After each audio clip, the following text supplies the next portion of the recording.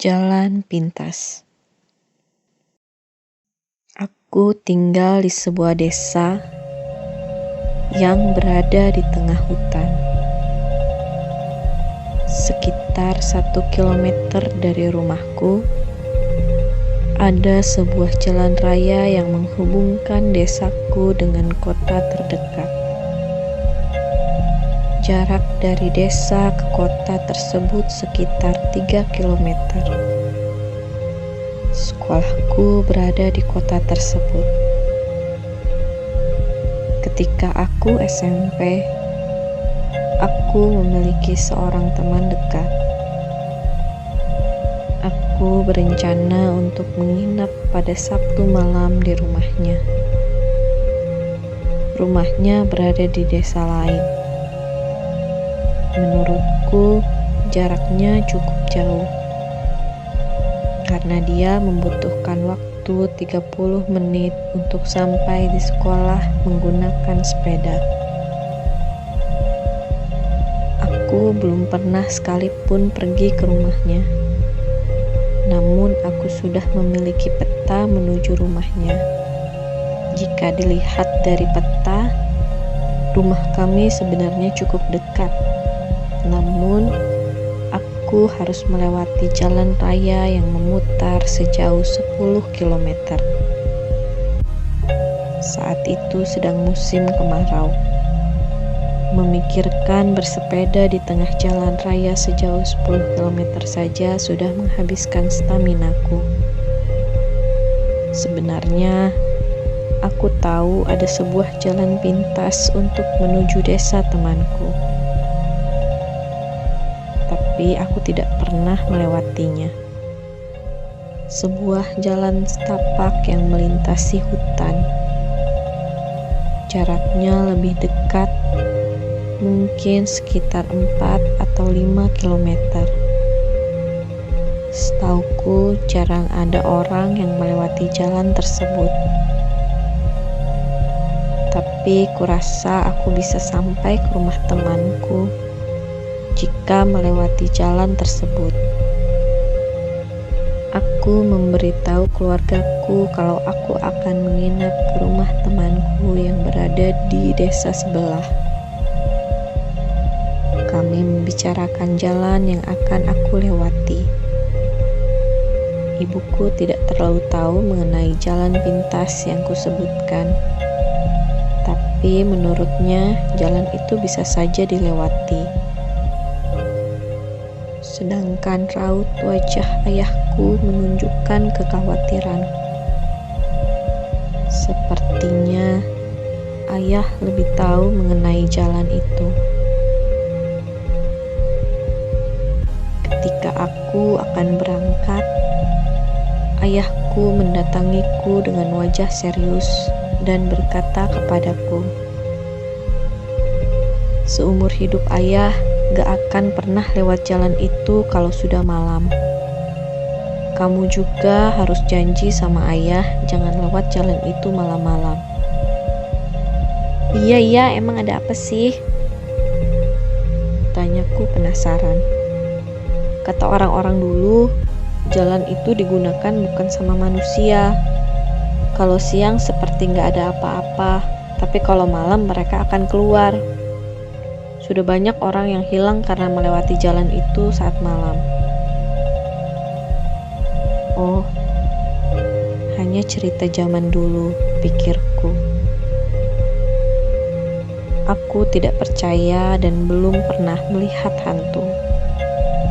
Aku sedikit meremehkan ayahku yang masih percaya dengan hal seperti itu. Di tengah perjalanan, aku sadar bahwa tidak ada orang satupun di sekitar situ. Jalannya merupakan jalan setapak yang lurus ke depan. Di sisi jalan ditumbuhi rumput yang sangat tinggi, sehingga menutupi pemandangan sekitar. Tapi terik matahari tidak terlalu menyengat ke kulitku. Bahkan di sini terasa sangat sejuk. Aku tidak menyesal melewati jalan ini. Aku belum jauh berjalan. Aku melewati sebuah pohon besar. Di sekitarnya, rumputnya tidak setinggi sebelumnya. Sepertinya hanya daerah itu saja yang dirawat. Aku merasa cukup tenang karena tahu ada orang yang merawat tempat itu. Aku melanjutkan perjalananku dan aku kembali melewati jalan yang ditumbuhi rumput tinggi. Pohon itu bisa menjadi patokanku saat pulang nanti, pikirku. Aku sampai di desa temanku dan mengikuti peta menuju rumahnya. Aku sampai di rumahnya, kami bermain dan melakukan banyak hal. Keesokan harinya, sama seperti kemarin, kami menghabiskan waktu dengan melakukan berbagai hal. Kami bermain sampai membuat kami lupa waktu.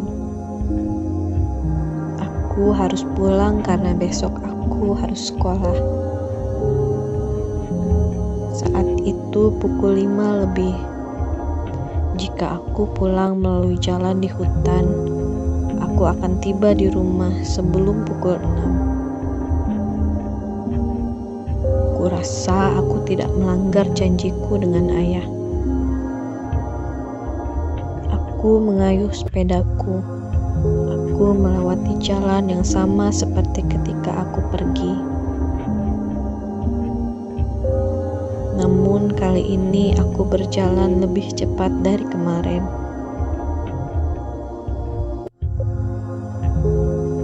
Aku sudah melewati pohon besar. Sepertinya tidak lama lagi aku akan sampai. Ini sudah terlalu lama semenjak aku melewati pohon besar. Kenapa aku tidak kunjung sampai? Apa aku tersesat? Tidak mungkin. Jalan yang aku lewati adalah satu-satunya jalan yang bisa dilewati. Tapi ini sudah terlalu jauh. Bahkan langit sudah mulai gelap. Aku harusnya sudah sampai. Apa desaku sudah terlewat? Apa aku harus kembali? Aku akan berjalan sedikit lagi. Aku menambah kecepatanku. Ada apa dengan sepedaku? Rantainya putus.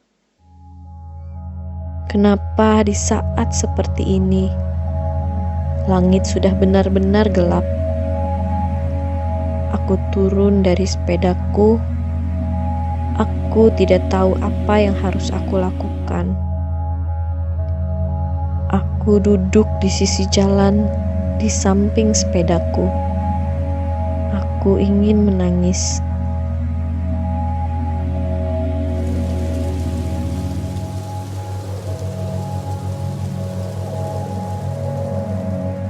Aku mendengar sesuatu. Aku harap itu adalah suara seseorang yang kebetulan lewat. Aku tidak berani melihatnya. Aku takut itu adalah binatang buas. Atau yang lebih parah jika itu adalah suatu yang dimaksud ayahku. Aku bersembunyi di balik sepedaku. Dia berjalan dari arah yang berlawanan dari arah aku datang. Dia sudah cukup dekat sehingga aku dapat melihatnya meskipun aku hanya melirikkan mataku tanpa menggerakkan kepalaku. Dia bukan manusia. Perawakannya sangat besar. Tingginya mungkin mencapai 2 meter. Dia juga bukan binatang buas. Dia mengenakan kain putih yang menutupi tubuhnya. Dan dia melayang. Apa dia yang dimaksud ayahku? Apa yang harus aku lakukan? Apa aku harus kabur? Apa aku harus terus sembunyi seperti ini? Bagaimana jika dia melihatku? Dia jelas sudah melihatku. Aku tidak sedang bersembunyi. Aku hanya duduk di balik sepeda. Jika dia punya akal, dia pasti sudah curiga dengan sepedaku. Aku harus lari. Aku harus lari. Aku berdiri dan berlari sekencang mungkin ke arah aku datang. Dia mengejarku sambil tertawa. Aku yakin hanya makhluk dengan kain putih yang sedang mengejarku. Tapi suaranya terdengar begitu banyak. Suara perempuan, suara laki-laki, bahkan suara anak-anak. Mereka tertawa gembira. Apa menurutnya aku adalah sebuah mainan? Aku terus berlari. Sebuah pohon besar sudah mulai terlihat di depan. Aku harus berlari lagi selama 10 menit agar aku bisa kembali ke rumah temanku. Apakah aku masih sanggup? Aku sudah terlalu lelah. Tapi jika aku berhenti dan mereka menangkapku, aku tidak tahu apa yang akan terjadi padaku.